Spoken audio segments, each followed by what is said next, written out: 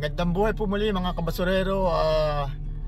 Narito na naman po tayo upang maglakbay ngayong araw po ng Sabado, June 8, 2024.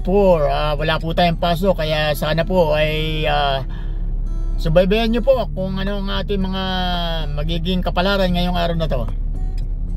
Panoorin nyo po. Okay, ambayan na po muna po natin. Ito yung mga plaka, CD at isang ADCOM na preamplifier. Ipagpaumanhin po ninyo dahil hindi na po natin nakukunan yung mga video na pag-garage natin dahil wala na tayong oras.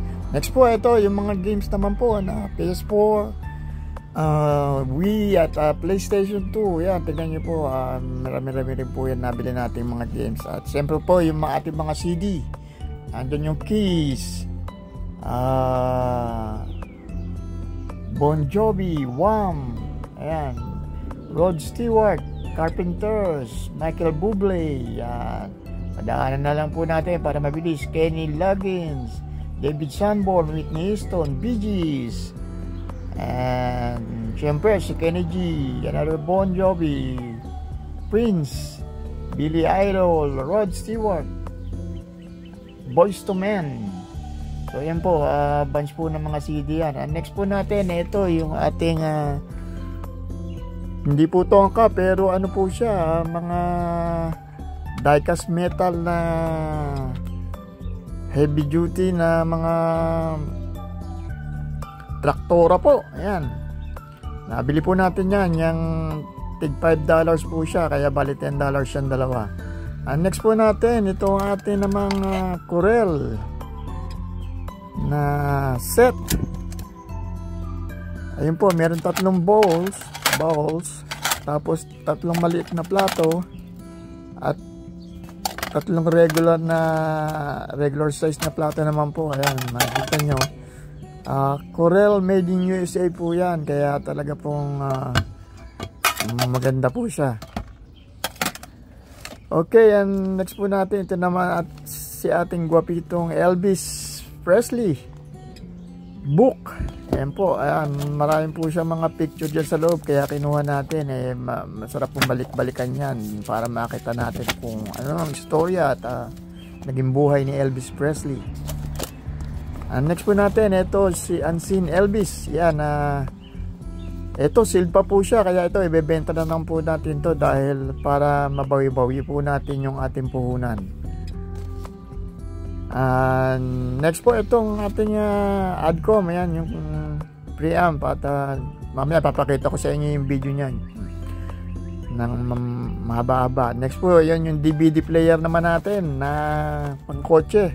Tingnan po natin kung mapagana po natin ito at siyempre pati po yung mga hanger na $1 po para makatipid tayo. Ayan, next po natin itong mga plaka na po na 45 naman na maliliit siya. Ayan, makita nyo, Cutting Crew, Bob Geldof,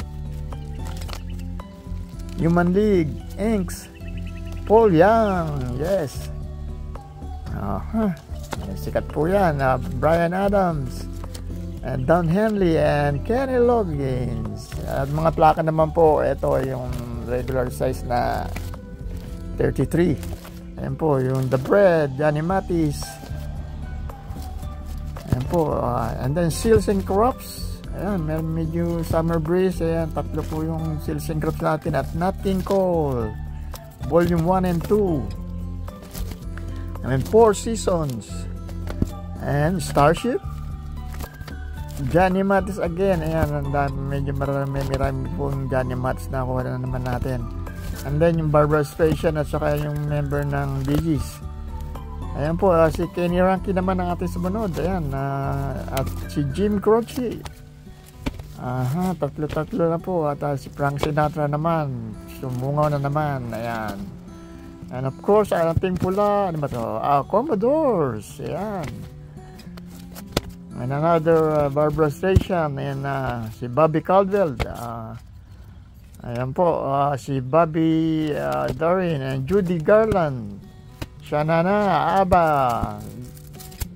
Barry Manilow Live, Chicago, and Grease, The Platters, Neil Diamond, and Si Perry Como naman po, ayan, nakasama. At siyempre, ano yan, dalawa yung, si Jerry Bale, yan, sikat yan.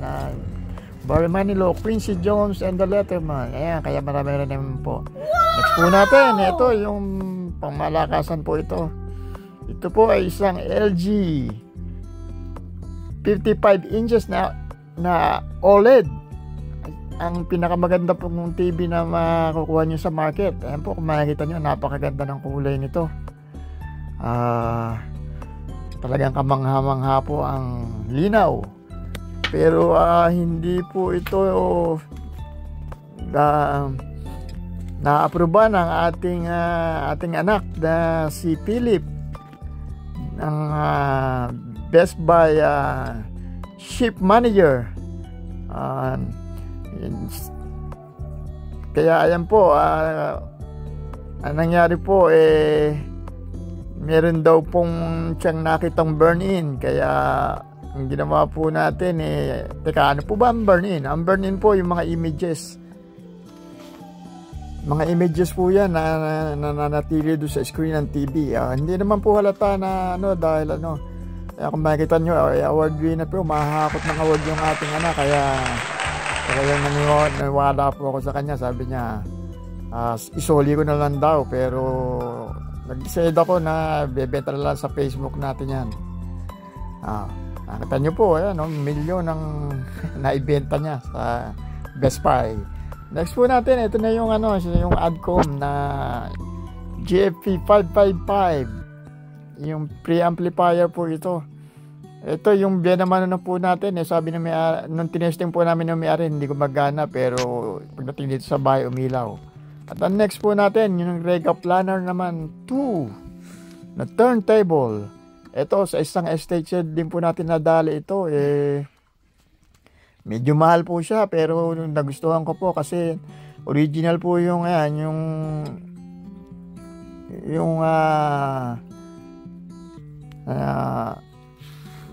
original na kahoy. At ayan po, ito kung makikita nyo, yung glass po yung niya, yung pinaka umiikot niya, ayan makapal na glass, kaya nagandahan pa ako. Kaya maski mahal, 200 po yung presyo doon sa estate sale.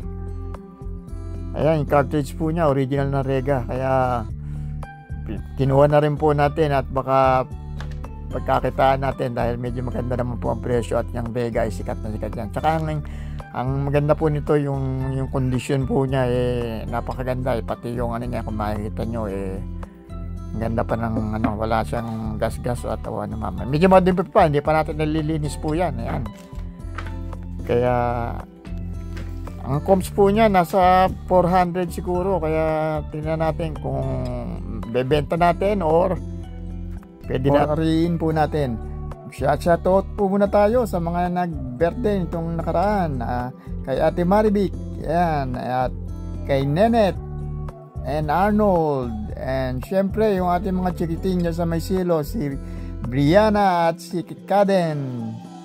Happy birthday po sa inyo at naway magkaroon po tayo ng magandang buhay at humaba pa ang ating pananatili dito sa ating mundong ibabaw.